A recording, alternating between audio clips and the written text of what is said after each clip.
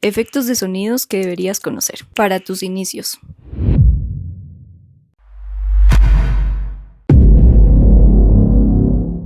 Para tus transiciones.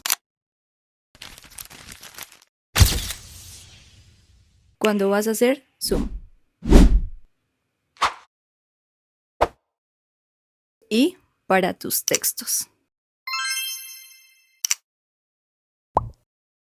Guarda este video y compártelo para quien lo necesite.